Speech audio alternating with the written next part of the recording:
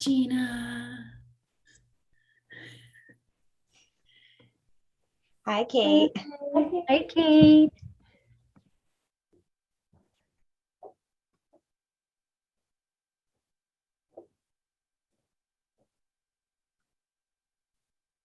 There's lots of people still coming in.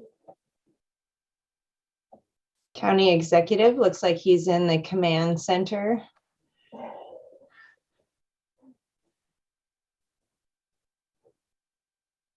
Hey, y'all. That should be 22. I think it should be. All right, we got Zach here too. Good. Hi, Zach. Hello, Mr. Mayor. Hey, how's it going? Fantastic. Darby, excellent events. You did such a good job. You're my hero. Thank you. I thought they turned out great. Yeah. Really good panels. Good.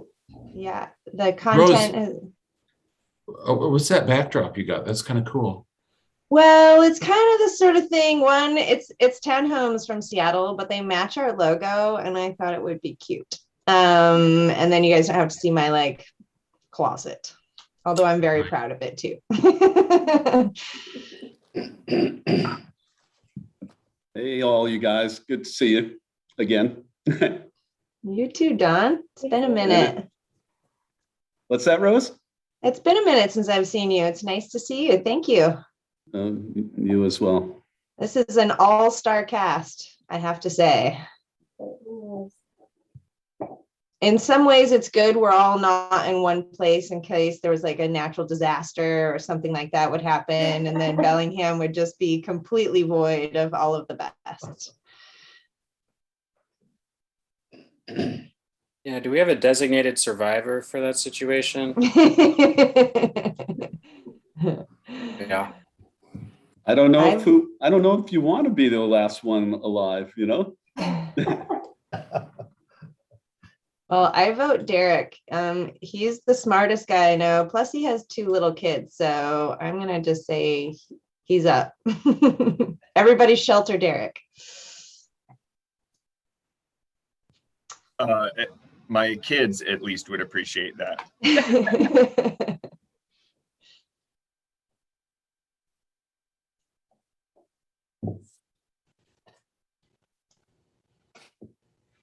Well, thanks everyone for coming. I'm going to go ahead and get started. I'm certain there are more people that are going to be trickling in.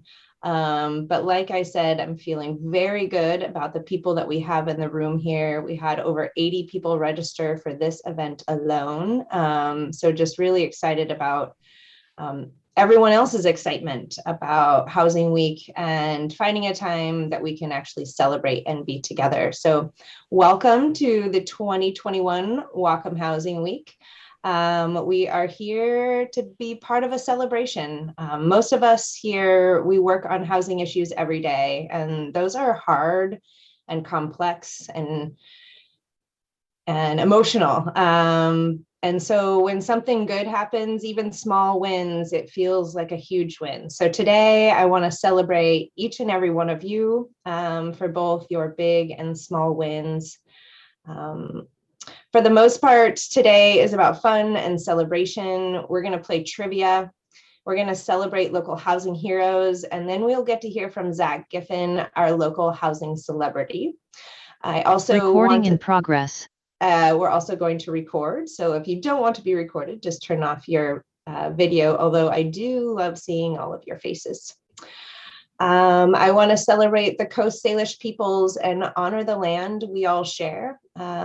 We'd like to acknowledge that we live on the ancestral homelands of the Coast Salish people who have lived in the Salish Sea Basin throughout the San Juan Islands and the North Cascades watershed from time immemorial. We express our deepest respect and gratitude for the Indigenous neighbors, the Lummi Nation, the Nooksack tribe, for their enduring care and protection of our shared lands and waterways. So thanks everyone for being here. Excited to get started.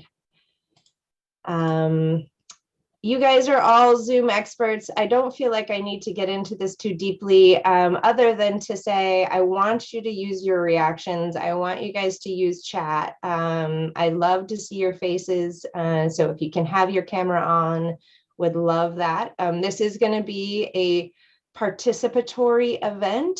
So everybody, please,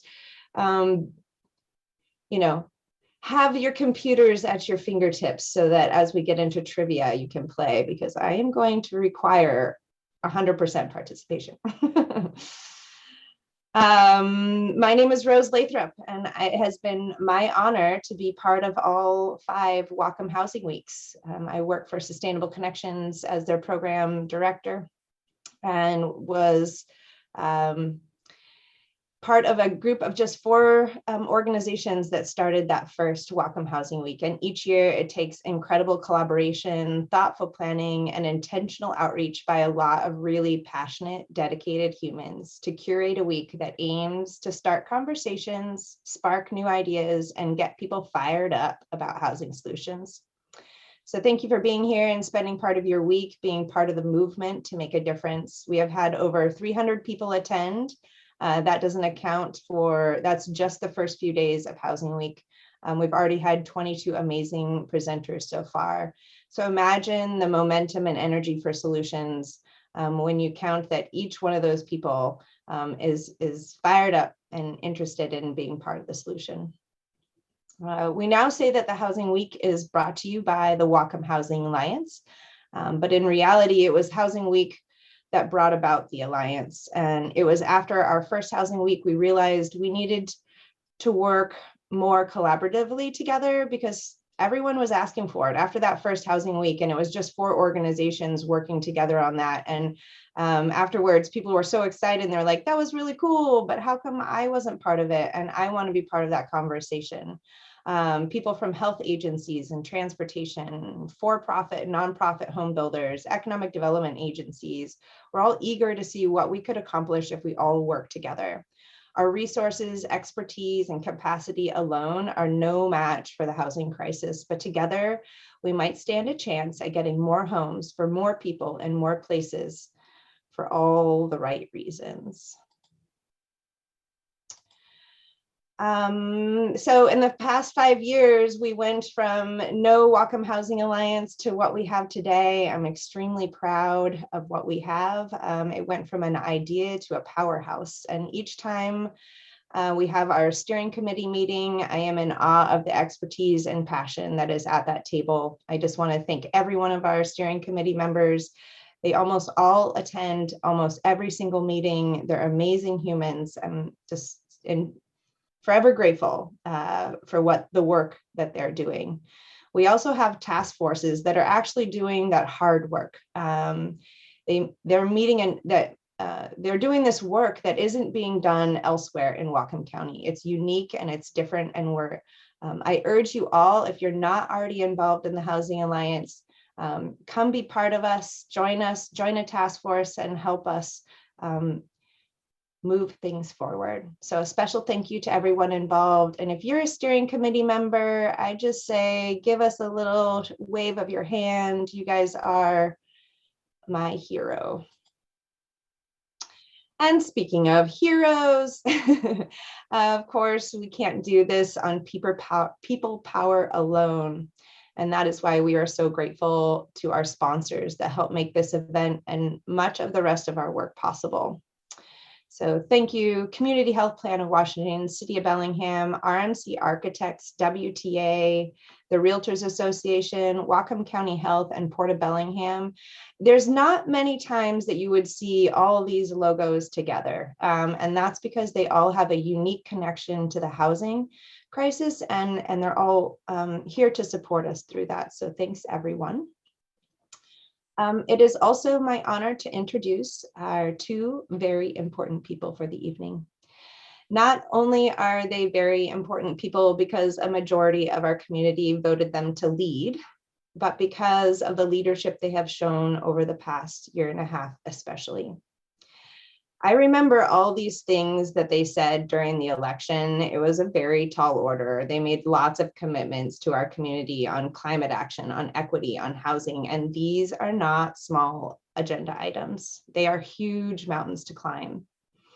Then you add an unplanned global pandemic, but they are still making good on their promises from during the election. This is true leadership. They're keeping momentum on the things that are important to us, despite all the competing unforeseen priorities and public health emergencies.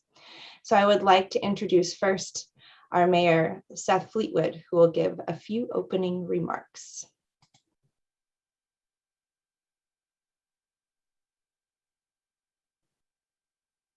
You're muted, Mr. Professional. Oh, There we you go. The screen changed tonight. Well, it's nice to see everybody. What an honor it is to be with such an amazing group of folks. You're right. That's not supposed to say this, but that's a pretty kick-ass steering committee without question. On behalf of the city of Bellingham, it's happy to be a sponsor of this. I've become a real fan of Housing Week. The vaguest recollection, it was at 18 or 17, I can never remember, but when it was at the Eleanor Apartments, wasn't it? Wasn't that the first one? And I've set aside time. I had my assistant schedule every single one of these all week long so that I can participate. I think I've been in six of the different sessions. I always learn a great deal. We're so fortunate to live in a city with so many committed people who support the ideal of finding visionary, inspired ways to accommodate people. I like to say that we save the world by building the future cities that we need. I'm a true believer in that notion. I think all of the things that will ensure that we create a sustainable, environmentally friendly, equitable world can be accomplished in the work that we do in the city. And so it's thrilling to be with so many people who are dedicated to those things. Lots of things coming up that were mentioned over the course of this week that are coming up in 2022. As many of you know, the City Council, I think they're going to be voting third and final on the residential multi project, wherein we're seeking to get more density out of our multifamily zones. That's an exciting thing. I look forward to working with people to implement that. I believe it was Rose today, perhaps. I heard a voice, and I think it was Rose talking about the work that the Planning Commission is doing in the public hearings that are coming up as it relates to the Infield Toolkit. Many years ago, during the growth forums in 2004, the first community-wide conversation about how we accommodate people. It was during the growth of the price of housing back in 04, 05, 06 that resulted in the bubble. And there were all sorts of amazing ideas that came out of that. And in that progression, there was a lot of work done after that in the community that included work that resulted in proposals for having an infill toolkit. And of course, it was applied to the multifamily zone, but it was really designed for the multifamily zone and the single family zone. So we'll see in 2022 what kind of work is done as it relates to applying the infill toolkit appropriately in Bellingham. That's going to be a big lift, and it's an important thing for community discussion. Darby made reference earlier today about an effort to relook at inclusionary zoning. This grew out of a conversation with our former planning director a little over a year ago. We talked about whether or not the times have changed and whether or not it's appropriate to reconsider inclusionary zoning. We took a rather deep look at that some years back, and at that time concluded that the market dynamics locally weren't ready for it. Well, we think it's time to consider that again and look forward to that project happening in 2022. Work that's ongoing around our urban villages and how to make them more attractive, including work that's ongoing regarding new design requirements, another project that Darby's very involved in. Thank you, Darby. You're one of our stars when it comes to all of this work. And of course, on the horizon is the comprehensive plan update that's going to be happening. I believe we're obligated to have that adopted in 2025, but earnest work as it relates to that is going to be happening starting sooner rather than later. And there's going to be an opportunity for all sorts of important modifications that relate to this work of housing affordability and density and increased equity as it relates to that. So that's in the offing. Lots of good stuff happening in the city of Bellingham. I'm so pleased to be here, and I look forward to just kicking back and enjoying the show. Thank you. Thank you so much. I appreciate all that. Very much looking forward to 2022. I don't know about all of you, but I'm ready to leave this year behind already. Okay, so next up, we have the honor of hearing from our county executive, Seth. Hi, good afternoon, everybody. I think Good afternoon. What Mayor said and Rose said is true, that what a year, what 2 years we had. It's great to really, last year was kind of not very good to participate in this kind of things. At least we are a little bit relaxed now. I really see that the value that Whatcom Housing Alliance brings to build not only the awareness, but bringing some innovative solutions in our community. I think that we really need to develop, not only in our community, the nationwide, we need to have permanently affordable housing. If we can get to about 25% permanently affordable housing in our nation, a lot of these chronic problems will go away. But it's a long ways to go yet. And you are a great example, your organization, where you can bring the governments and nonprofits and realtors and developers and the money people all together to get this thing done. I'll just share a couple of things which most of the people are aware of, but I will share those that even when me and Mayor Fleetwood got elected and talked all about our election promises, like Rose said, and then we got on the job within 2 months, we had a whirlwind. COVID came in and threw everything up in the air. But I think that we were able to maintain the sense of direction, even going through all these things. We were able to maintain that there are some important issues in our community which need to be addressed, and never mind the pandemic. And I'm pleased to say that it was a big lift that to get 1590 approved within 2 weeks of the city and the county. I think that was, to me, I mean, it was so uncertain. I remember talking to Dan Hamill. Dan said, Seth, well, I'm not sure the county council is ready. I said, well, we're going to give it a try. And I think that try worked. It worked very well that we were able to do that. And I did this. I mean, this brings almost $5 million a year in our community to allocate to low-income housing. That's substantial.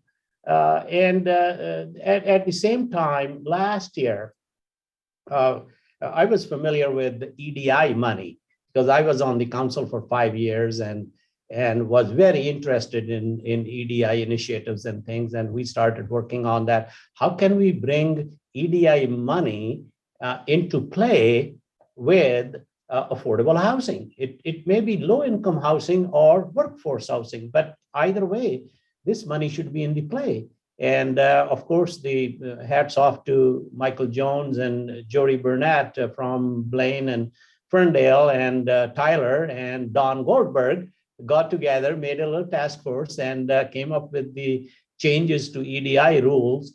And now they will be presented to the council very soon. And that would be a good additional resource for that. So the other part is that, the ARPA funds. I mean, that's a gift given to us, which is very, very unique. It's a once in a lifetime opportunity. And I think both City of Bellingham Council and Whatcom County Council are very cognizant of the two major issues is the childcare and affordable housing. And you would believe that the council is allocating 56% of total money just to these two programs. And I mean, that's exciting to see that the prior, like, it's not that we don't have projects to do.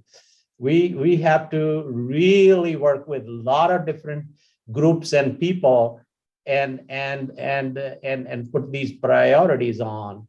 And I think I'm very grateful to both the councils, to come along and make such decisions, which it will be a great impact in next 2 to 5 years. The other thing is that I have been talking, when we get together every 2 weeks, we talk to all the small city mayors and myself and all the mayors together. And I've been saying, in last year, that homelessness and affordable housing or low-income housing are not Bellingham problems, because that was the conception. I live in the county. Normally it is talked, oh, that's a Bellingham problem. We don't have to worry about it. I think that's not true. This is a Whatcom County problem. And I think that the other small cities are realizing. And when I met with Greg and Dean Fearing, I said, guys, next time you come to money for county, it should not be in Bellingham. because this is how those people get involved. If we keep talking about it and keep making investments only in Bellingham, they're going to not get that picture. And I mean, it was in the good spirit that, that we need to bring them along. And another thing, this name, small cities, is not really more relevant these days. These are not small cities anymore. They are growing. They have been grown quite substantial cities. So we would like to see that they are involved, and our nonprofit organizations and developers and builders all are considering what can we do to spread this thing out, the density and other things. We don't want to see Bellingham only multifamily homes and then the rest of the are only single family homes. I mean, that's the extreme example. But I think that we need to spread this thing around in whole county so that everybody shares equally in that. The other thing I want to touch on briefly is the tiny home village. The Lehigh Village is going to open very soon. And I think that's another effort which is in the same continuum that that city and county together. And I'm very proud of that, to work with Mayor Fleetwood, as well as both the councils, that we think of these things together, we invest money together, and we try to work out that what is best for our community. And I think it's working. So thank you very much for all the work you guys do. It's excellent. And we are there behind you to back you up. That's all the best we can do. Thank you very much. Thank you so much. Okay, everybody, we are going into lightning fast trivia. Oh no. Okay, we're going through this. lightning fast trivia, everyone. We're going to play a game. I'm hoping for 100% participation, so please keep your fingers on your mouse. I am going to introduce our co-host for the evening, Taylor Webb. Hi, everyone. My name's Taylor. Nice to see you. Taylor is sort of the bedrock to the Housing Alliance. She's the glue that keeps everything together, and we couldn't do this without her. So we're going to move very quickly through this. We are going to be giving away a prize to whoever wins, and that is a chance to win a gift certificate to Boundary Bay, and everybody loves food and beer, so you want to play. Okay, so here we go. This is how it's going to work. We're going to ask a question. A poll is going to pop up on your screen. You're going to answer the poll within 5 seconds, and we're going to move on to the answer. So here we go. Oh, and by the way, full disclosure, I'm not a trivia expert. I'm not a host. I've never done this. It could be messy. So here we go. Thanks for playing. First one, what is the median resale price for a home in Wacom County? Keep in mind, this is not Bellingham, this is Wacom County. All right, look at you guys go. Nice. We are cruising. 100% participation is almost there. We're going to call it good at 46. Oh, 47. Okay, fantastic. And the answer is $544,700. 34 of you got that right. Good job for those of you. But keep in mind, Bellingham prices are even higher. And how much are they, Taylor? Bellingham home prices are $651,000. That is so high. That is rivaling Seattle prices, you guys. So high in the county, even higher in Bellingham. And the reason why these prices are so high is because we have not enough supply, construction and material costs are high, lots of people want to live in this wonderful place, and there's a myriad of other reasons, but that's our housing prices, folks. Okay, next up, we have switch. Okay, what is the average rental vacancy rate in Wacom County? Technical difficulties, folks. We're getting there. Megan, if you're on and you can launch it, let me know. It's not letting me. Okay. There's nothing on the screen. Okay, how about that? Can you see it now? No. Okay, we'll switch tracks. Instead, lightning speed in the chat. As fast as you can type, throw out any number. What do you think the average rental vacancy rate in Whatcom County is? Okay, 2%, 1%. Those are good answers. Okay. All right, are we ready for a drum roll? Heidi from Road to Home is very close. We are at 2.2%, friends. The national average is at 6.2. So a healthy vacancy rate is going to be somewhere around 6 to 7%. So Bellingham and Whatcom County has been hovering right around 1 to 3% for several years. And that's very, very low. This is putting a lot of stress on our renters and makes it really, really hard to find somewhere to rent in Bellingham, which is why we're really grateful to have the Bellingham Tenants Union as a member of the Housing Alliance. And it's important to give renters a voice as well as part of the Housing Alliance. Okay. Question number 3. What is the percentage of owner-occupied homes in Wacom County? 55, that's pretty good. 70.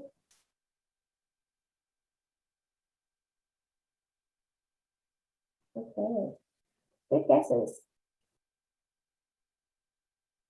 Rose? Okay, next up. Give them the answer? Yeah, answer is, Paul Schisler. He wins. Good job, Paul. Yes. Yes, we're going to give that to Paul. It's important to note that this is Wacom County is 62% homeowners, while Bellingham is only 46% homeowners. And that means we have more renters than we do owners. I think it's important to note because I think sometimes renters get a bad rap, and they are actually over half of us. So they can't be that bad. We love living here. I'm a renter, just so everyone knows, and happy to bring that perspective as well. All right. What is the percentage of households that are considered severe housing cost burdened? So severe housing cost burden means that a household will spend over 50% of their income on housing. Oh, we're seeing a lot of good numbers in here. Is that Wacom or in Bellingham? Whatcom County. We're trying to be more inclusive. Okay, here we go, friends. Those that are severely cost burdened is 17%. And that is 17% more than we would like to see. And I think it's just important to note that 1 in 4 of these people are facing other housing issues. So it's such a big, huge issue, as you all know. But just wanted to give you guys some facts behind that. Okay, so that's the first round of trivia, everyone. Fantastic job. Give yourselves a round of applause. And for us for pivoting from our polling. Thank you for switching gears with us. I know some of those statistics can be a little bit heavy, but the silver lining in all of this is that the Wacom Housing Alliance and all of its members are really coming together to solve those issues and address those issues. So again, to everyone, hi, I'm Taylor. Thank you all for being here. I'd really like to point out in these next couple slides who the Whatcom Housing Alliance is, what we do, how we do it, and why we do it. And the why part is the really simple part. That's all the trivia that we just did, right? There's a huge issue of housing in our community, and all of the members of the Whatcom Housing Alliance have come together to be united by this shared goal. The shared goal that we want to create opportunities for more diverse housing choices in all of our neighborhoods. Okay, here we go. Lightning round trivia round 2. Everybody ready? Fingers at your keyboard. Okay, how many member organizations are part of the Wacom Housing Alliance? We got a 42, 7, 41, 45, 30, 10. You know, every day it grows, and sometimes we've had people drop off, but right now we are 40 strong. Good job, Shenandoah. 40 amazing organizations. I'd also like to point out that anyone who's in the crowd who is not a member of the Housing Alliance, get in touch with us. We want to talk to you. We'd love to have you as part of the Housing Alliance, and we're always wanting to diversify our membership and get more voices at the table. It really means a lot more when collectively we can all come together and really believe in the shared goal and push it forward in our community. Thank you, Taylor. What Ready she for the said next times question? 10. Okay, next question, everyone. How many volunteer hours have been contributed to the WHA just this year alone?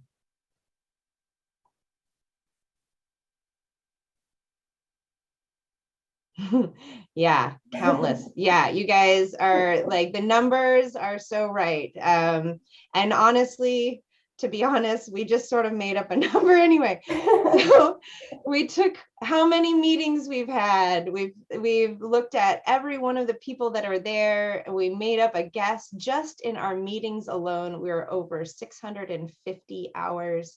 And that is an important part of what of all of the work that we're doing. And I just want, you know, like the people power behind this. We don't have a large pile of funding behind this. What we have is a lot of people doing a lot of great work. So super, super happy to have everyone. Thank you for all of the hours and incredible work that you do. Ready for the next question. How many Bellingham for Everyone allies do we have? And what are Bellingham for Everyone allies? Taylor? So I'd really like to point out that it's not just the members who are doing the great work. Neighbors and people in the community have come to support the mission of the Housing Alliance as well by being a Bellingham for Everyone ally. And this means that you're engaged in events, you're waiting for policies that are coming forward, and you're really eager to get involved in the work that we're doing. So far, we have 258 individuals who care about housing, who are willing to stand up and help and support the work that we do. And that doesn't count the people that have already signed up today. And if you haven't signed up yet, we're going to drop a link in the chat right now where you can sign up to be a Bellingham for Everyone ally, and you will join the cause along with the rest of us. Great. And I just want to acknowledge that Doug has lots of comments in the chat over there. And I just want to say I appreciate all people and all opinions and all voices. This work is really hard and it takes all different angles and styles. And I'm happy that you're all here, and thanks for playing. In terms of the things that we're doing, here's a little bit of the work. So which 3 policies has the WHA formally supported this year? Building electrification. I can't remember what the other ones were I had on the list. That's okay. We can just tell them what they are. Okay. Well, if you got guesses, we got a lot of, we've done a lot of good work. I'm really excited about the 3 big projects that we've supported this year. So just to talk a little bit about the projects that we've supported, we're just going to do a baseline overview right now. We did support House Bill 1590, which is bringing $3 million per year in Bellingham and $5 million countywide for affordable housing and related services. We've been supporting the residential multifamily project for over a year now, and this is actually going to go to its final vote at City Council next Monday. So chime in if you can via Zoom. This project is really working on addressing underproduction and underdevelopment in areas that are meant to have higher density and more walkable neighborhoods. We've also supported the family definition, which is also still moving forward. And this is kind of addressing the use of family as a word that needs to be redefined. Families don't mean the same thing that they used to, and this really needs to turn into an inclusive term that can satisfy all types of different relationships and household units that we see here in Wacom County. Okay, so I just wanted to point out a couple of the good things we've done in the past. I'm not going to spend a lot of time because we don't have a lot, and a lot of you have been here to hear about the work we've done in the past. You know, one of the things that I'm really proud of is the work to really change the direction of the community sentiment around accessory dwelling units. I'm actually living and in mine right now, so excited to see that the city of Bellingham has already reached their threshold to review ADUs. So excited to see those come back in 2022. I'd also like to say that the future is bright in the Housing Alliance. We hear you. We know that housing is a really important issue and has a lot of different aspects that we can be supporting, and we want to do those things. So get engaged with us, and we'll make sure that all of those things are addressed. As a steering committee, we have identified 2 major areas that we'd like to prioritize for the coming year, and that's to encourage the development of diverse housing types in all neighborhoods, as well as support the creation of permanently affordable housing, including workforce housing. We'd really like to launch this workforce housing research project, but we need your help to kind of get started with it. We need to hear your thoughts on what workforce housing means to you and what direction we should take this research to make the biggest impact in our community. So we're going to share a link to a survey in the chat. It's another opportunity to win a prize. We just want to hear from you and what you have to say about it. It can be anonymous, and we'd like to hear your feedback. Okay, and as Mayor Seth Fleetwood mentioned, the Infield Toolkit is coming forward, and that will be at Planning Commission on November 4th. That's exciting work. So policy work isn't all that we do.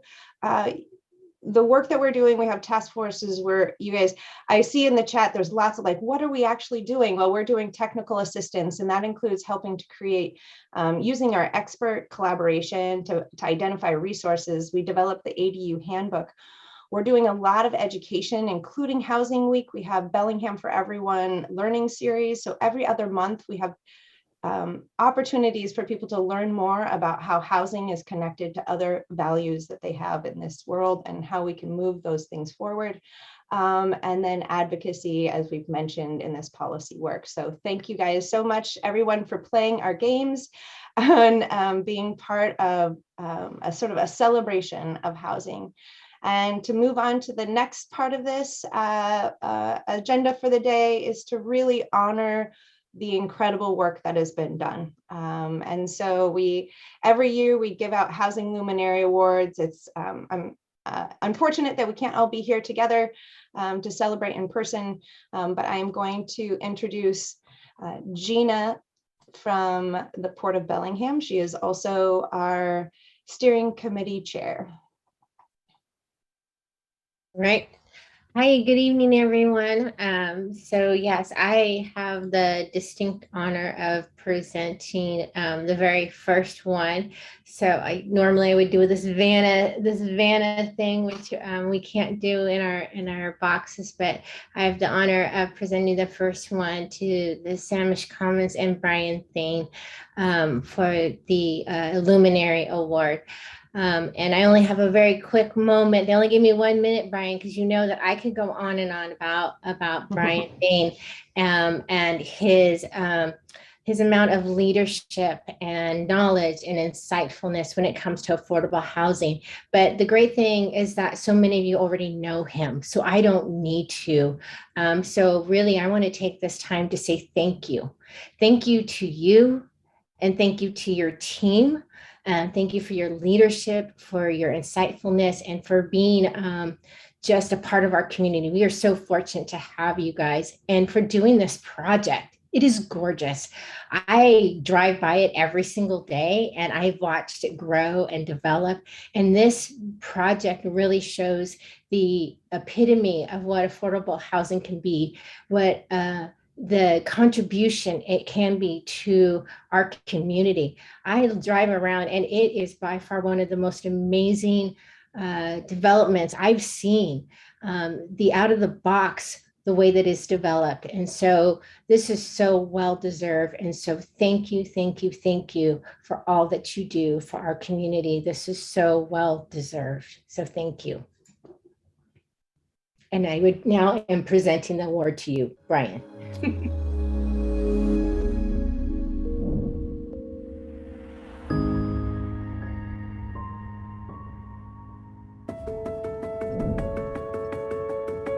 From the beginning, we envisioned Samish Commons as more than another affordable housing development.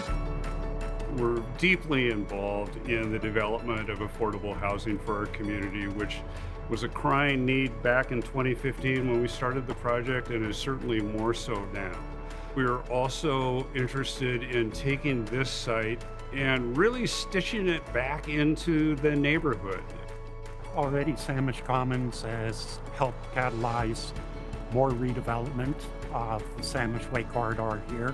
It'll provide decent, safe, affordable homes for a broad range of incomes, everything from young families, singles, to senior citizens. We have always felt it was important to be involved in projects that strengthen the fabric of community. And often those projects are the most complex ones because they have so many moving parts. But at the end of the day, when the dust settles, you have something that has strengthened your community and can create a sense of pride. Those are the projects that are most meaningful to us, and hopefully most meaningful to the community. seeing folks move into Samish Commons was the best part of the whole process. That's why we get up in the morning.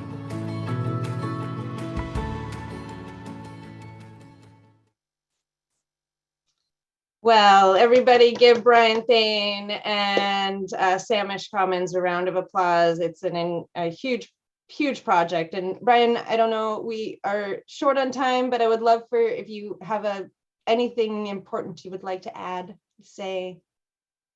2 quick things. Thank you very much for the recognition, and we'll be breaking ground on the balance of the development in 10 days to 2 weeks. So really excited about that. Thanks for everybody's support and hard work. I really did take a village. Yes, it does. Thank you, Brian, for all your hard work.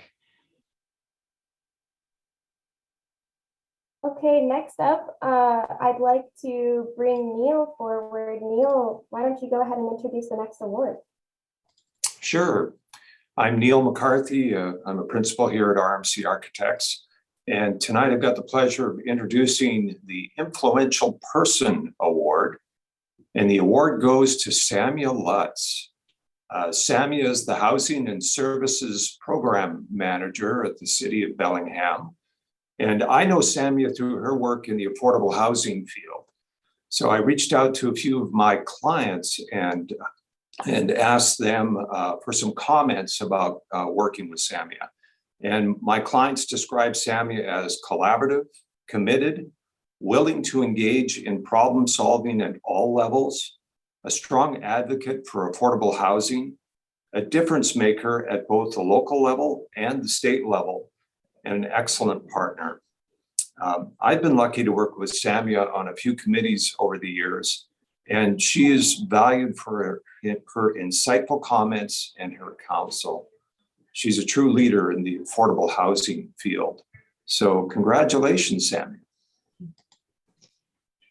Okay, congratulations, and get your tissues.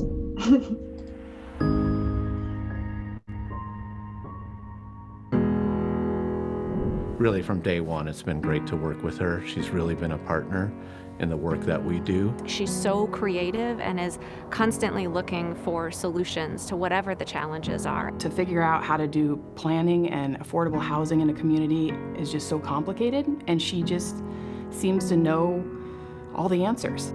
I manage all of the different funds that come in to help low-income people in Bellingham. The city's pretty spectacular in that programs around housing and homelessness and human services are really embraced as a core mission and a core part of what the city sees as valuable and important work. A lot of folks here, experience hunger. A lot of folks experience housing insecurity. It happens all over the place. Most people need help in their lives at one point or another. And sometimes it's just that one meal or that 1 month's rent that really can make the world of difference in someone's life. We've worked with Samia pretty much throughout the process of developing Samish Commons. It's a pleasure working through a broad range of city housing and community development policies with Samia. Samia's been very passionate about figuring out how to bring more affordable housing projects to this community. I actually met her when I was on the Community Development Advisory Board with the city. I knew some of the things that we were talking about in that group, but there were so many things I didn't understand and know, and Samia I was just blown away by how incredibly knowledgeable she was. Some of that is one-time funds. HUD didn't accept how our resale formula was working, and so Samia took it upon herself to work with our local HUD representative to find a solution. And without that work, it really would have stopped us being able to work in the city of Bellingham and to use the city of Bellingham funding. And the impact wasn't just locally, it was nationally. So other community land trusts around the country were having the same problem, and her taking her leadership role and working through that had a lasting impact. She is amazingly compassionate and talented and brilliant. And above all else, she is patient. Even on a bad day, if I call in and say, Sammy, I'm so frustrated, here's what's going wrong, she'll say, that's okay, let's look for some solutions and try and move it forward. She has such a big heart and wonderful, beautiful brain for this work, and I am so grateful to have been able to partner with her and the city over these years. I know this time has just put tremendous pressure on everyone doing this kind of work. It's important for all of us to just do what we can and go as far as we can, then have the courage. I'm just so awed and inspired by our partners. So thank you, everyone. Okay. Seriously, if you're not crying, you probably don't have a soul. So much gratitude to you, Samia. Do you have any words for us? Oh, thank you guys. It's super, super nice. Really appreciate it. I think Brian maybe gets the irony award. I know that some of my pushing the being a stickler on policies is not always appreciated, but I see myself as trying to help everyone walk that line, and I can't think of a better group of folks to work with. So thank you all so much. It's quite the privilege. Thank you so much. And I am going to introduce Cindy, from the Community Health Plan of Washington. Good evening, everyone. At Community Health Plan of Washington, we understand housing insecurity has adverse effects on both your physical and mental health. Those who struggle to find stable housing are vulnerable populations throughout the continuum of healthcare services. Washington State House Bill 1590 recognizes the need and allocates funds for mental and behavioral health services in addition to housing affordability. It's an honor to present the Inspiring Innovation Award, House Bill 1590, funding for affordable housing and mental health and behavioral services, with credit to Dan Hemmel and Sepul Sidhu for their expedience and diligence getting this passed at both the city and county levels. Thank you. Okay, here we go.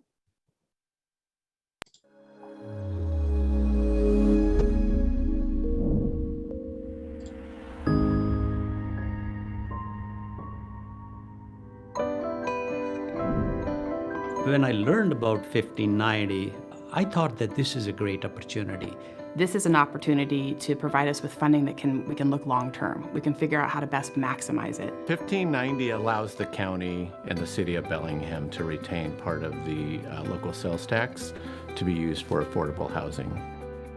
So House Bill 1590 is an ordinance that will help with affordable housing and mental health services. So 40% of the funds collected need to go to mental health services and the rest can go to affordable housing. We talk about affordable housing, we talk about homelessness, and we talk about low-income people. These issues are all connected, even behavioral health, mental health. And if we don't do something permanent, we will never make a difference. We were really excited at Lydia Place to see 1590 come through because the pandemic has just launched homelessness and the housing crisis in our community to a new level. And sources like 1590 allow us to do projects like this one that you see behind me, which is called Heart House. And we are building an 11-unit housing facility, permanent supportive housing for mothers with children experiencing homelessness. And so all of these sources come together to make projects like this possible.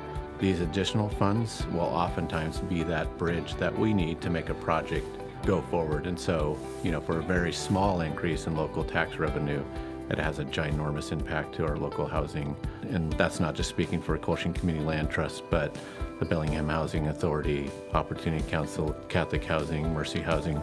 We're all layering so many different sources of revenue to make a project pencil. And anytime we can get an additional boost, it has a very big impact on the work that we're doing.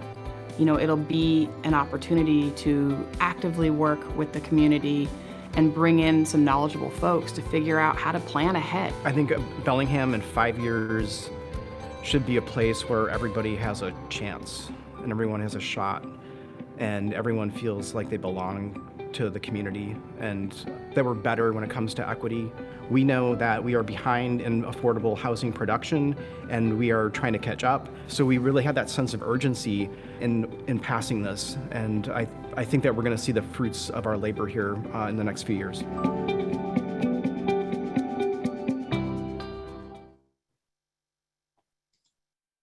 Yeah, congratulations to everyone. That's a win for every single one of us. So thank you so much. And since we have heard from our county executive, Dan, Councilman Hamel, do you have any comments for us?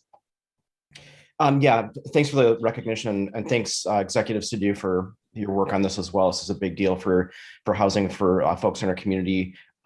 This will help fund upcoming projects like Millworks at the waterfront, the senior living facility that would be on Forest, along with the childcare facility there, a project at Barclay. There's just the pipeline will continue because of 1590. If we didn't pass it, the pipeline would have shrunk. Projects would have been smaller and less frequent. So this is a really important milestone for the community, and I'm happy to be a part of it. So thank you, appreciate it. Thank you. All right, and for our final award of the evening, I'd like to ask Perry of the Whatcom County Association of Realtors. So go ahead. Thank you, Taylor. Thanks, Rose.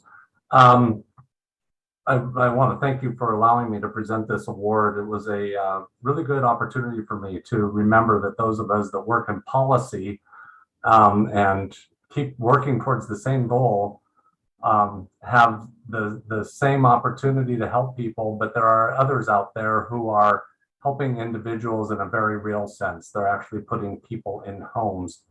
And I think if anything demonstrates the spirit of collaboration, it's the demonstration that the Wacom Housing or the Affordable Housing Authority has with all of these partners and allies, and all of us working together to try and make affordable housing a reality in Bellingham and give people an opportunity there. The Community Collaboration Award this year goes to Homes Now, Road to Home, and Low Income Housing Institute for their work on the tiny house villages, and in particular, the Garden View village that is being constructed right now and ready for occupancy. And I just want to thank them for taking an idea and doing the hard work on the ground and through the political process to make this a reality, to give people the reality of having a place to call home. A lot of us take that for granted, and I'm reminded that when I drive by Garden View, that is something that a lot of people don't have the opportunity for in Bellingham, and we need to work even harder. So thank you for your inspiration. Thank you for your collaboration.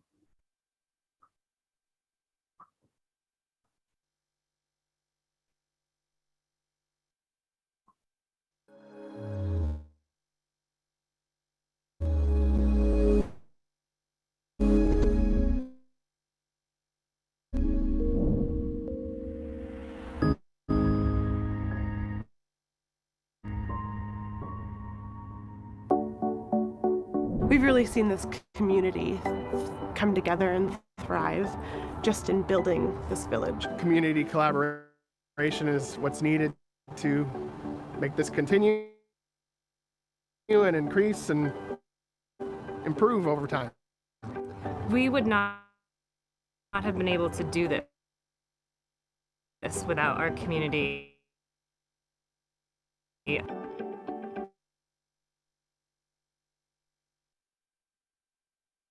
Was it glitchy for everyone? Yes. Well, one more time.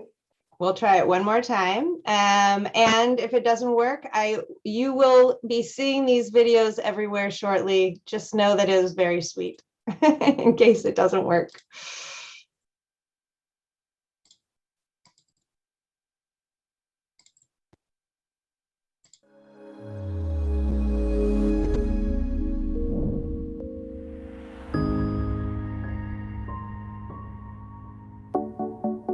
We've really really seen this community come together and thrive just in building this village. Community collaboration is what's needed to make this continue and increase and improve over time.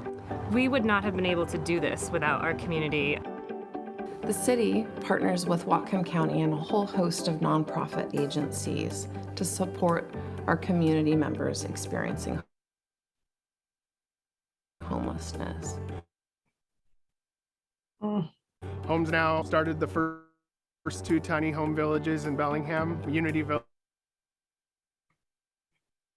and Swift Haven. I'm not going to make you all sit through that. I'm so sorry, everyone. Maybe we yeah. take a few moments just to talk about the award winners. This is our Community Collaboration Award going to 3 very special nonprofits that work here in Bellingham and other places as well. So we'd like to recognize Homes Now, Not Later, Road to Home, as well as the Low Income Housing Institute for all of their amazing work, actually getting people off of the street into houses and getting connected to the resources that they need to move beyond those tiny homes and into permanent housing. We really value the work that you do for our community. We're so grateful for you. And maybe we'll just give you a couple minutes.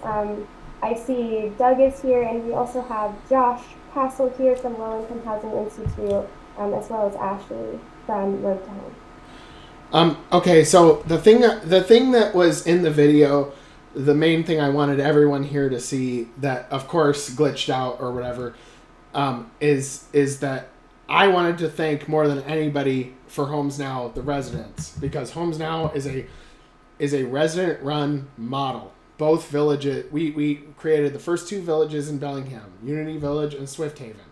Yes, we have our ups and downs. Yes, we're not perfect, but both villages are run by the people who live there, and we have no paid staff, and we don't take government money, although we have ridden the wave a little bit in that we take government infrastructure and government help with in-kind donations, such as building supplies or whatever. But in the video that didn't work out, I wanted to say that I thank the residents for keeping things running smoothly, because if all the residents of both of our villages did not do that, it wouldn't work. Our model would not work. Our model does not have any paid staff. I'm not even paid. I'm the chairman of the organization.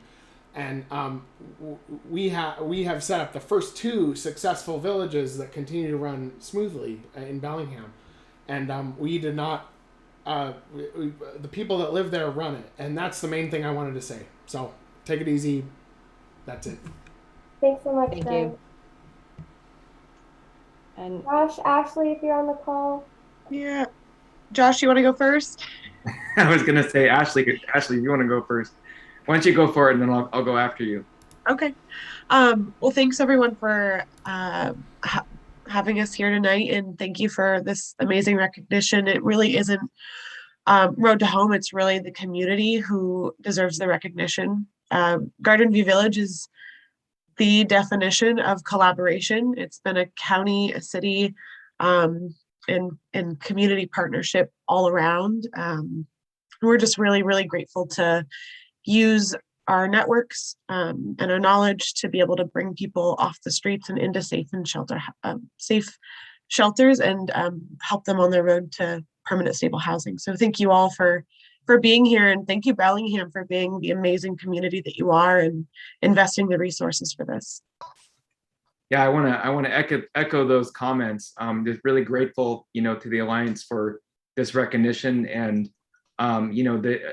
this is an amazing community collaboration, but really the alliance of all the community groups, all the neighbors, all the volunteers that came together to set up and support the village, and then of course the city of Bellingham, Whatcom County, and our amazing partner Road to Home, like all of us working together on this.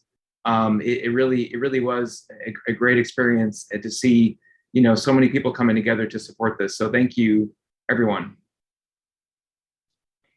thank you guys so much to each of our award winners. We're so grateful for the work that you're doing in helping sort of change the lives of people. And so we will be sharing all of these videos. Please do watch our very adorable and thoughtful video that I want to just give a big shout out to BTV, who created all the videos for us. There is no way we could have afforded it on our very tiny budget. And so just super grateful that they were out there to help us get that together.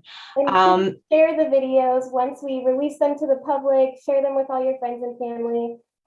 We're obviously all here and can acknowledge them, but we want the rest of the community to acknowledge all the great work that they're doing as well.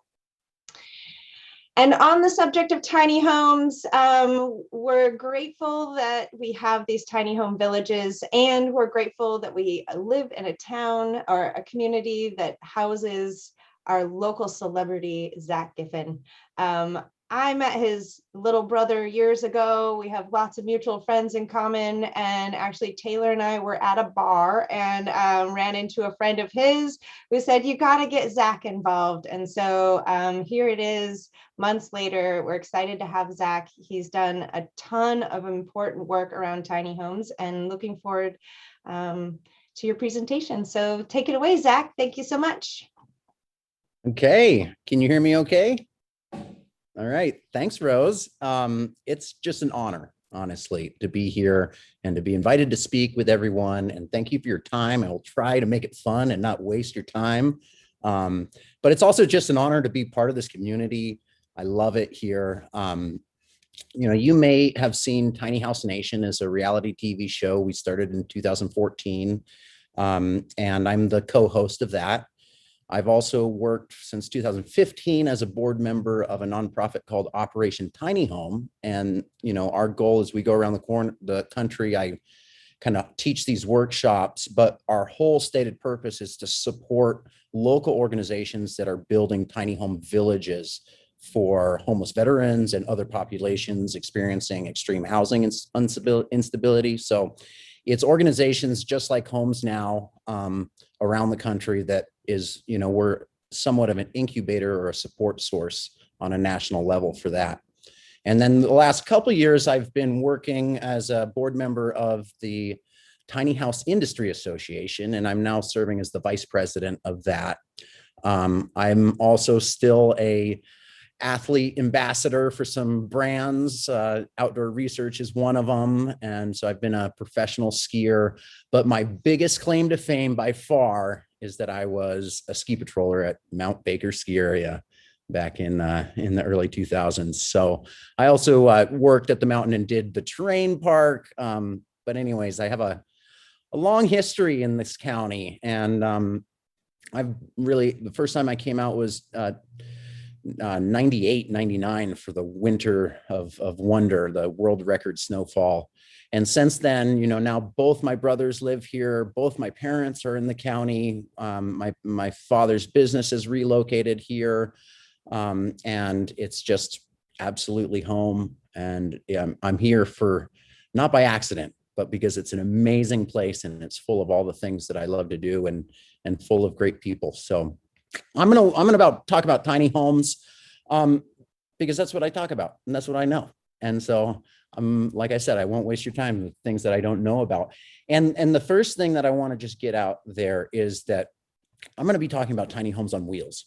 And the very specific reason for that is because when you're talking about tiny homes on foundations, site-built tiny homes, there's something called Appendix Q that's in the building codes since 2018, the IRC building codes, that enables builders like myself to all day, every day, go and build a tiny home that's in compliance with building codes. So I can just, you know, get my designs certified by an architect. I can submit it to the county just like I would any other home, and I can go to town and I can build it, right? So tiny homes on foundations, that's kind of that's a battle we already fought and kind of won.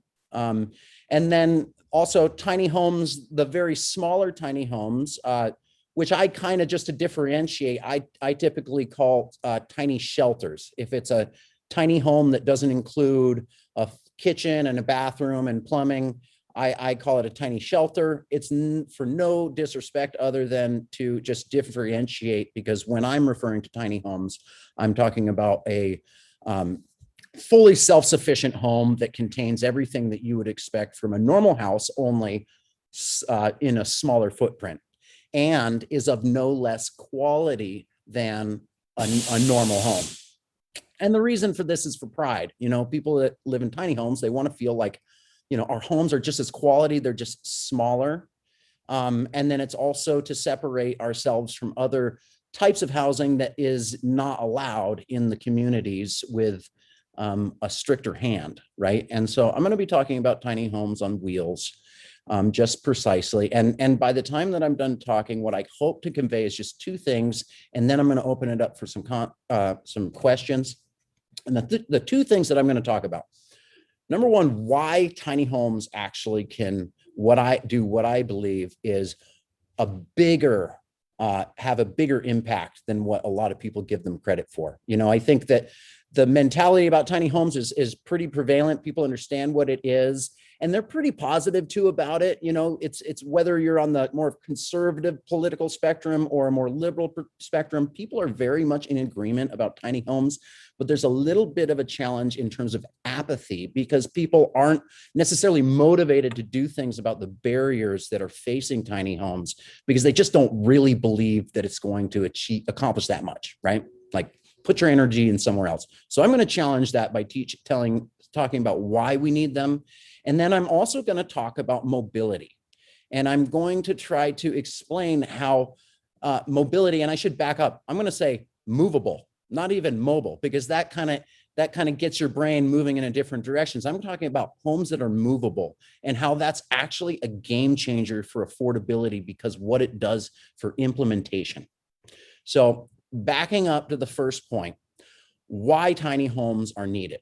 And what that really comes down to is something that I'm sure you're very aware of, which is demographics in our country have been shifting for a long time. I mean, it's been about 5 decades of continual trends towards smaller families, people getting married much later in life, and then also much higher divorce rates in older generations.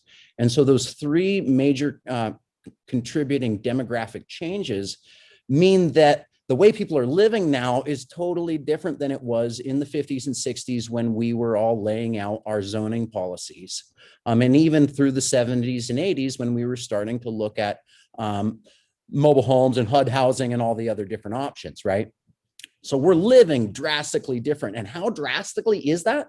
It might surprise you, because right now, nuclear families, which used to represent almost 50% of the country in the 50s, are only 20% of our population. And if you include a nuclear family as a 2-parent household, but single parent households, you get just above a quarter of our population that are single or that are living in homes with kids.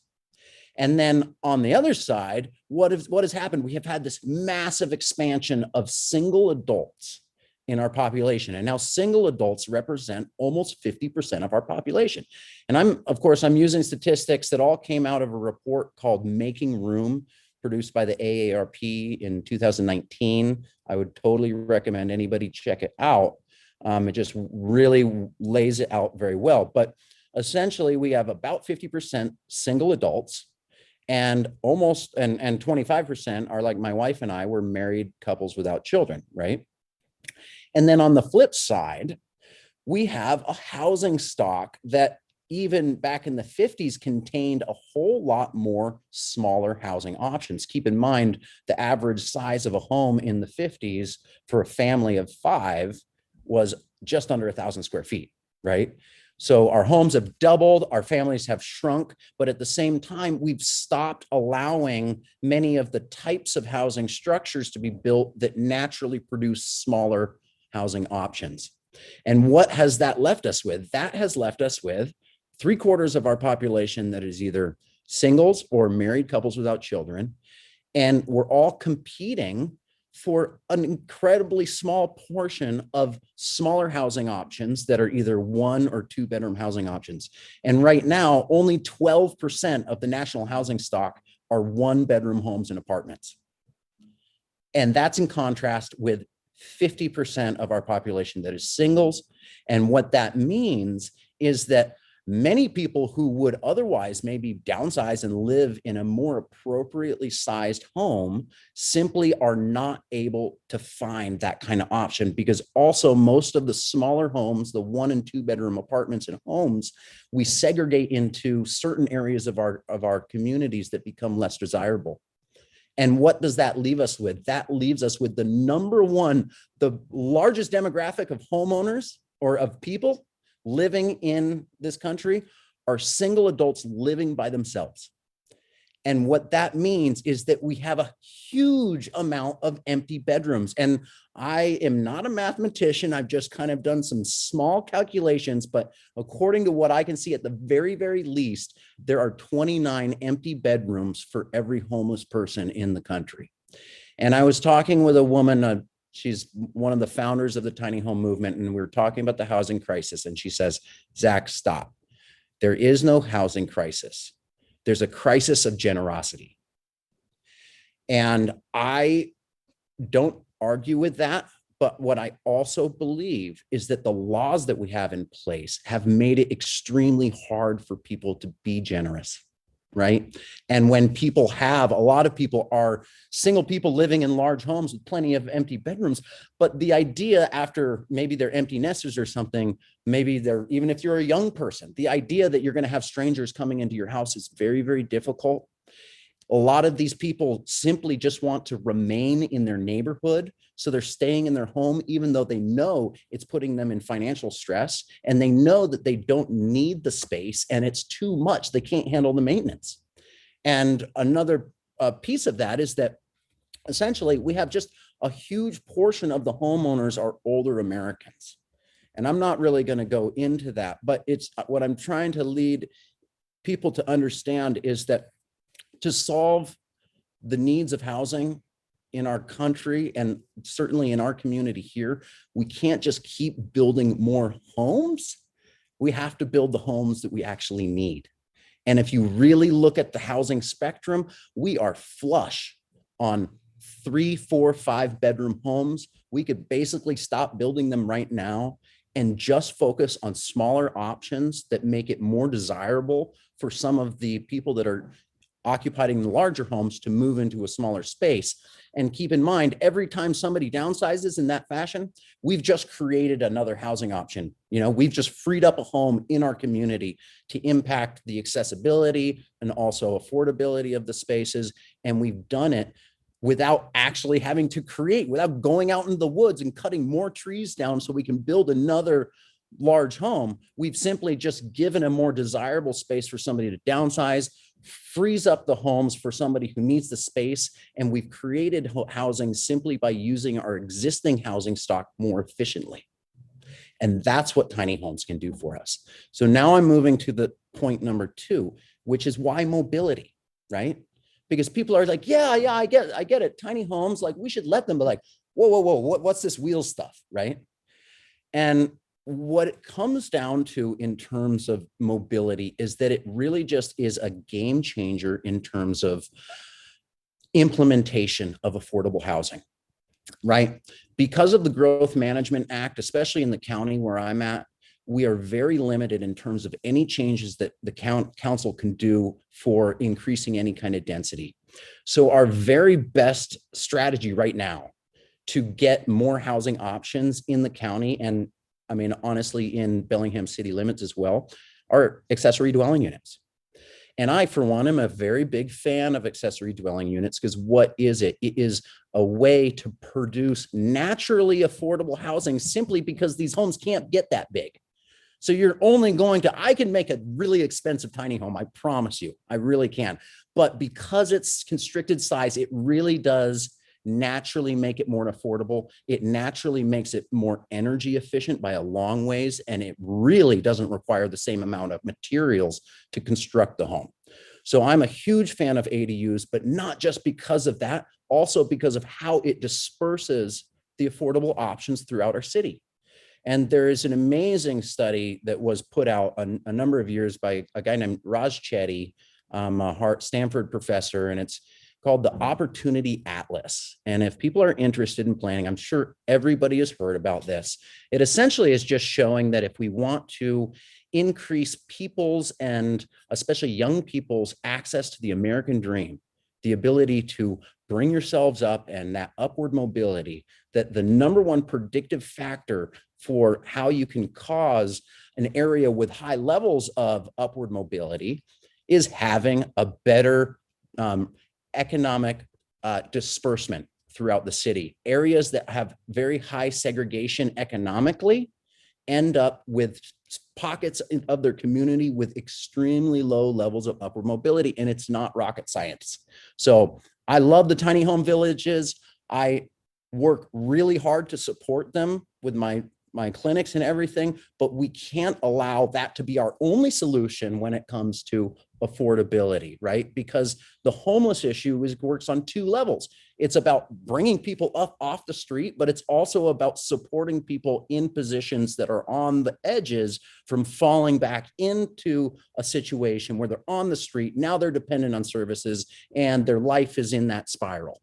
And so if we can provide solutions for people and families to be better support structures for each other, then we can really impact not just the ability for family members to invite people off the street, but also for people to protect that space so that we don't have more and more people falling into that position and overburdening the resources and making it that much harder for us to get people off the street. So the mobility is a massive game changer simply because of this. The problem with ADUs, when ADUs are put into law, like what has just happened in Washington State and what happened a while back in California and happened all over Oregon, is that advocates find that very disappointingly few of those ADUs end up on the rental market. And thinking through the reasoning for this is very simple, and it's just because the entire cost burden of creating that ADU falls onto the property owner. When you enable tiny homes on wheels, what it enables is a dynamic that totally changes that. Because my wife and I can go and build or finance a tiny home. And even though I don't own land, I can partner with somebody who has property that is fully eligible for an ADU, right? We've already established that they can do an ADU, but the problem is that property owner can't contribute to creating a rental option because they don't have the upfront cash. And so the homeowners that end up building the ADUs are the people that don't rent it out. So they do it for a guest space, they do it for an Airbnb, a place for the mother-in-law. A lot of good reasons, but it doesn't end up affecting the affordable housing of the area really in any capacity. And tiny homes on wheels completely take that dynamic and put it on its head, because now a property owner who could otherwise never afford it, and keep in mind, a lot of the property owners in our county and in our city are older Americans that are probably coming up on an age where they probably don't need a caretaker, but they could sure use some maintenance on the property, right? And so you have this dynamic where a lot of those older homeowners are not in a position where they want to take a construction loan out to go build a space in their backyard, deal with like 6 months of construction noise. And if I can have a home and I can just bring it onto space and they just run the utilities to the backyard and hook it up, it means that they don't have that prohibitive cost burden to provide that space. And it means that I get to enjoy actually that dignity that comes from owning a home and the pride that I have and that security, that knowing that maybe something might happen. My landlord might sell their home eventually, which has happened to me, and I've had to move out. Actually, any renter who's ever rented understands that situation. And at least this way you have a home that you can bring with you. If you have children and you're a renter, I remember being a kid, and I remember kids that had to admit that their parents rented, and it was a thing that they didn't want to admit. And I don't want to talk about stigma, but it's there. So empowering people, especially people on the lower end of the economic spectrum, to have something that they own is really important for their dignity, and has real power on not just the adult who's the occupant of it, but also the children of that space, the children that grow up in a space knowing we might have to move, but at least our home comes with us. So my point of this whole thing is, number one, to convince people that we do need small spaces. We do need 1 and 2 bedroom housing options, that if we can avoid it, we should not try to push all of those housing options into one specific space. And number 3, that we shouldn't be afraid of mobility, but mobility might be just the thing that will take this dynamic that makes it so difficult for people to implement affordable housing and let us sidestep those barriers. So that's, I think, pretty much it. And I'm, I would go on. There's a lot of different places where that, as the acting vice president of Tiny House Industry Association, that we have basically personally helped write ordinances, essentially allowing tiny homes on wheels. And I will just, before we go into questions, I'm just going to describe the challenge. And the challenge is that tiny homes on wheels are essentially a housing type that doesn't fit neatly into the existing code structure because it is on wheels.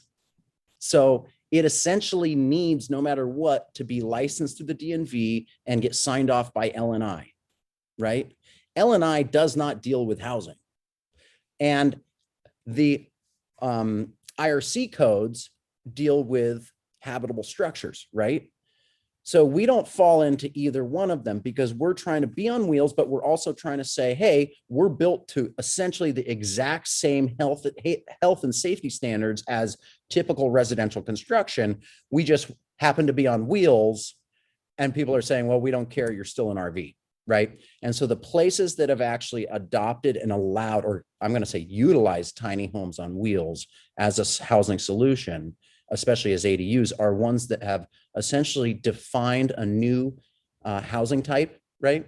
You have modular housing, you got stick-built housing, you have RVs, which are not considered housing, but it's still a standard. And then you got tiny homes that fit in between RVs and regular residential structures. So they essentially have to go and be proven to be roadworthy, which is what the RV standards offer and demonstrate. But then they're also meeting standards that are set by the local jurisdictions that essentially enable them to be considered healthy and safe for full-time occupancy. Because right now, all tiny homes are essentially, no matter how I build one, no matter how good I do the insulation or anything else, as long as it's on wheels, it's going to be considered an RV. And all RVs are subject to a 120-day limitation on occupancy and treated as, we want them in our community, but only for guests to come and visit us, not for guests to come and stay, right? So that's the challenge. I'm happy to answer any questions that I can. Can't promise I can. If anyone has the answers, it's going to be you, Zach. Thank you so much for that. Super, super informative. Really, this is I don't want to say this is groundbreaking information because tiny homes have been around for a while, but this is a lot of work that people on the national level are doing, and really appreciate everything you guys are doing, both for Wacom County, Bellingham, and all across the nation to make more housing options for more people. So I think we have just a couple of minutes. We are at 5:30. I know some people have to leave, but if anybody is interested in staying, Zach, are you available for a few more minutes if we want to do some questions? I kept ranting when I was supposed to shut up, and so I do that basically consistently. So I've been reading down. I saw one question: is there any company or nonprofit building tiny homes on wheels here? Or could that be a viable biz? Listen, it is absolutely a viable biz every single place that legalizes it. And it's honestly a viable biz here, but people that are purchasing them are just going under the radar and not actually complying with the rules. And the longer that we allow this to go on without dealing with it, the more and more of a problem that we're going to have with people just going under the radar. Okay, maybe, but yeah, there's an amazing company down south. There's Seattle Tiny Homes. The owner is the president of Washington Tiny House Association. There was a state law that was passed in 2019 that essentially is called State Law SB 5383. And it essentially was written to give permission on a state level to the local municipalities to tackle tiny homes and tiny homes on wheels, so that the local municipalities didn't feel like there was any kind of legal liability in doing so. And actually right now I was on the phone with Sat Paul this morning explaining about a proposal that we've put forward to Whatcom County that is actually going to potentially be looked at on Tuesday. So if you guys are strong advocates of the idea that we should be looking at tiny homes and tiny homes on wheels, I encourage everyone to potentially participate in the county planning and development meeting happening on Tuesday. And maybe even jump in on the comments and lend me some support on this. It's the beautiful thing about what we're doing is that this is the very first time that this would be a law in Washington State, but we're far from the first place, right? Up and down the West Coast, Oregon, California, many places have gone through with this, especially in California. And then most recently, the whole state of Maine passed a state law enabling tiny homes and tiny homes on wheels, not only as accessory dwelling units, but in Maine, it's as a primary residence as well. Wow, that's amazing. Yeah, we had, there was one question about retaining value. Do tiny homes retain value? Do they gain in value? I mean, what do we know? I think tiny homes are only going to gain value dependent on what building materials are doing and what wages are, right? And how well you maintain your home. And I'm going to say that's the truth for all homes. It's property that gains value, right? And here's another piece about the whole McMansion situation that's going on in the country is that it's tied our hands, because as soon as we start doing something about, maybe having a carbon tax and maybe starting to look at what these building products are actually costing us, if that happens, building materials are going to get more expensive. And all of a sudden, a 5,000 square foot home turns into a massive maintenance liability. So I don't think that looking at housing as it's got to be something that continually appreciates is a smart way to go, in terms of it doesn't. And we found that out in 2019 or 2008. Josh has a question. Hit me, Josh. Wait, no. We got Doug. Sorry, Doug. Yeah, I also see another person has their hand raised as well. Maybe one and then the other. Yes. Do you guys hear me? Yeah. Yeah. So my main issue from this discussion is that I actually think that the market is the problem. So I'm not anti-market. Yes, you need a market, but the idea that things just go up continuously, it can't last forever. People can't afford it if it goes up too much. And so what we do as Homes Now, of course, is a sheltering option. It's not literal housing, but it is a sheltering option that is very much like housing. And we actually aren't following market mechanics. Sure, it costs very little. And the standard of living is decent for the people that live there. But if we were to follow market mechanics, we actually would not be able to survive. And we don't require very much to survive on. But if, for example, each resident had to pay rent for each of their tiny homes at $600 a month or something, or some weird amount like that, a lot of them would not be able to. And so the fact that we're able to help people into not housing, but shelter that is like housing, when they might have zero income or very low income, is evidence that the market might be a problem in a lot of ways. Like, you know, a lot of new housing developments open up and their market rate or whatever. But that creates a situation in which people that are totally stable, totally adult, totally able to take care of themselves without a caseworker, without whatever, but their income level is just too low, will be left in the cold. Doug, let me talk to that just real quick in terms of how that works with tiny homes on wheels specifically in terms of the question of equity, right? Right. You aren't building equity the same way that people think. Like people think you just buy a home and it's got property and you just sit back and it just makes you money, right? That's kind of the idea. Tiny homes aren't necessarily going to build equity that way. What they will do is essentially allow it to turn into a valuable piece of property that somebody owns, right? So you can finance a tiny home, you can get into it with a much smaller down payment, and you can have a much smaller monthly payment, right? That's more affordable for more people. And then by the time a couple of years go by, you haven't bought a property that is just appreciating the way that property does, but you've paid off your house, right? All of that money that you would have been paying to rent is actually going into something. And if you're at a point in your life where you're ready to buy a home, well, guess what? That tiny home, you can sell it off and make a really good down payment and make that next step. So there's a piece to this puzzle that I would love to show if I don't think that I can share my screen, but I have a little illustration that I've made that essentially just kind of, it shows how our housing spectrum, and if you think of our housing spectrum like a ladder, which is what I've illustrated, right?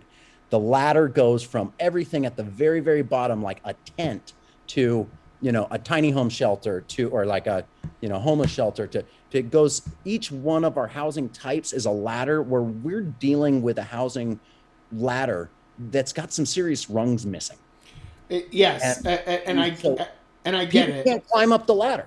And so tiny I homes, whether it's tiny home village or it's what I'm talking about, a tiny home in a backyard, whether it's small clusters, whether it's the village, these are all different rungs. Right. And yeah, and I think that the mistake is trying to eliminate rungs on the housing ladder if they're not rungs that make profit. You know what I mean? Because it's still important to have those rungs, even if they're not ones that you do as an investment. And I agree, because what happens with that is that you have those rungs, right? And so the way that I see this happening most of the time is like, well, we need to focus on long-term housing. We need to focus on permanent housing only. And then like the programs that might get implemented are like only long-term solutions that are going to happen 10 years from now, and nothing in the short term that can work today. And so the problem that we have seen is like, if you have the same exact people and they're thrown into like a congregate shelter, for example, they won't be able to move forward quickly to permanent housing. But if they're in a tiny home shelter, for example, they each have their own privacy, their own space, and they might be able to actually move on to permanent housing or long-term housing more easily. I just want to thank you guys for your comments, but I want to also give other people an opportunity, because we are over already and we have a couple people with questions out there. Yeah, no problem. Armani. I love what you do, man. Oh, really thanks. Do. Okay. Hi, Zach, and I'm one of your biggest fans. I love what you do. I appreciate what you do, and thank you for being here. I want to know if you have any experience with building tiny home communities, or if you've seen it done elsewhere. I mentioned this to Sapol about a year ago, and I really think this is something that could take off, especially in Wacom County, because we do have land, and it's so much more affordable. So I'd like to hear what you have to say. Absolutely. I've been a part of 25, 30 different tiny home villages around the country where we've done, you know, not everyone we've done workshops, but I've gotten to see a lot of different models, a lot of variety of different models. And the one thing I will say about tiny home communities is that the challenge with tiny home communities is that in order to make the numbers work as a developer, it really doesn't pencil out until cities are enabling lots to be divided into smaller lots. You know, as long as we require X amount of land per house, by the time you go through purchasing the property, running utilities, doing everything else that you need to do, you may as well build a 2,500 square foot home because it's so expensive just to get to that point. You're not going to save yourself a whole lot of money by making it small.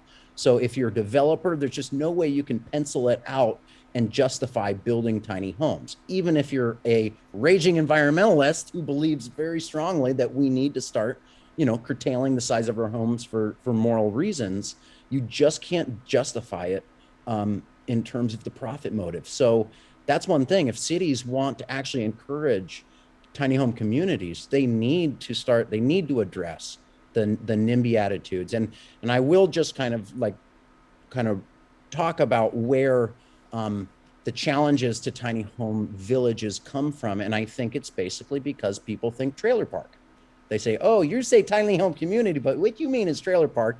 And we've been fighting for a long time to keep trailer parks out of our part of our community, right? And I think the simple solution for this is not relying on such massive communities, right? If you have a pocket community of 6 tiny homes in a lot that got subdivided and you have them spread out across Bellingham, there's not really going to be a big impact on any one space. But you start putting 50 tiny homes together, all of a sudden you have this space where no matter what, tiny homes are going to be generally a lower income demographic.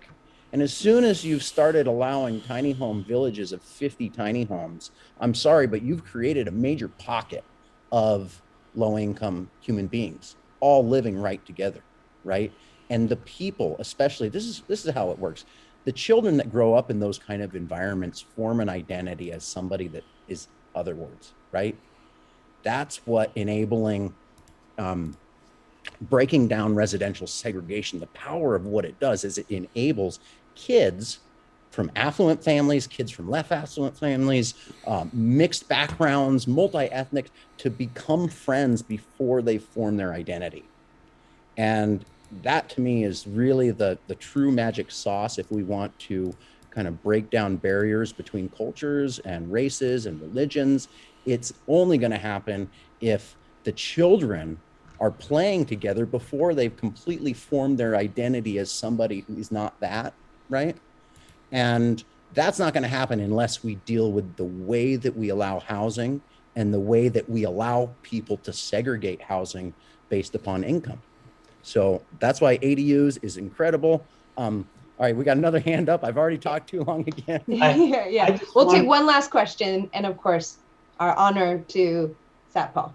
Okay, I just wanted to say that it does pencil out. I talked last year that if this, just take any example, any city, that you can go build a 2,500 or 3,000 square feet on a normal lot. If the city changes their laws and they don't have to be every lot in one street, maybe one house, you can build 500 square feet homes. And there could be just a college student, there could be just a couple, and they can do that with some common facilities. It pencils out because you rent that thing for $2,000. Now you have 5 homes to rent at $400 each.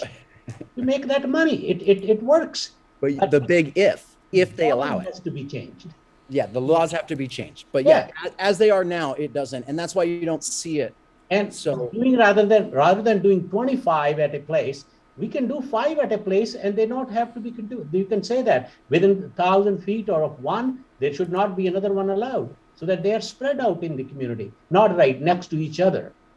Yep. And this brings me up to a really good point, Seth Paul, that that I think Tyler Bird made today, which was essentially the way that we go regulating homes. We say, okay, you can have a property, but there's no regulation that says that you can't build a 7,000 square foot home on the property. Yeah. We dictate it by only allowing X amount of bathrooms, essentially, and bedrooms. And what we were talking about, well, what is the logic between that? Well, it's trying to preserve, making sure that there's not too many people, you know, eating and pooping and everything else in these houses. So what is the difference if we take that 5-bedroom home with 5 baths, if we divide it into 5 small houses, right? What is the difference? And can we not look at potentially changing the way that we're starting to think about what we require and what we're going to, what will preserve our integrity, right? And start changing it just in terms of that. Like, instead of thinking about the amount of bedrooms, just think about the amount of people and the amount of actual impact. Awesome. Hey, you guys, this has been an incredible conversation. And I think on that note, the important thing to take away from this is that County Council on Tuesday will be taking up this issue. And if any of you are passionate and interested in helping move that forward, I encourage you to attend that meeting and have your voice heard.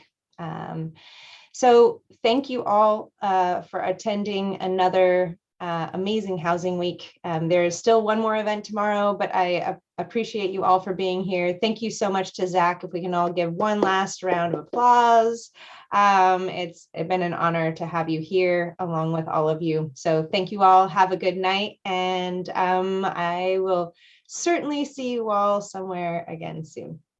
Thanks, everyone. Have a great night. Thank you, Zach. Thanks for coming.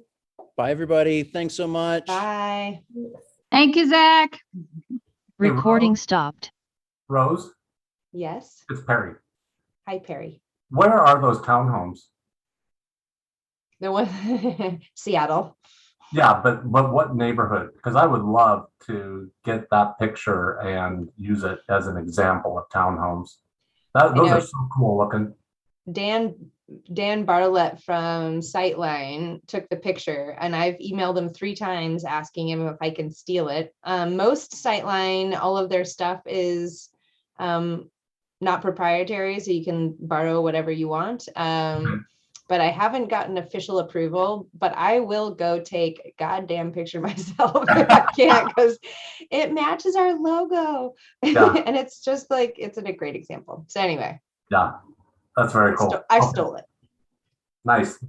Can you tell us how we sign up for next Tuesday's meeting, please?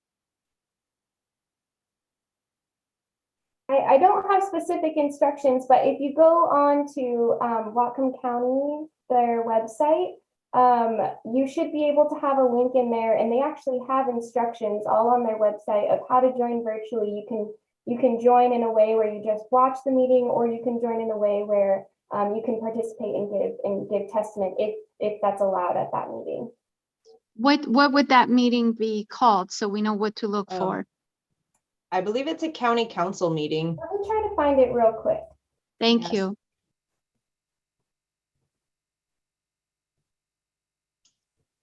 Sorry if we didn't get to everyone's questions with Zach, but felt like we could go on forever. And he's around, which is the good news, and he's available for us, which is even better news. So.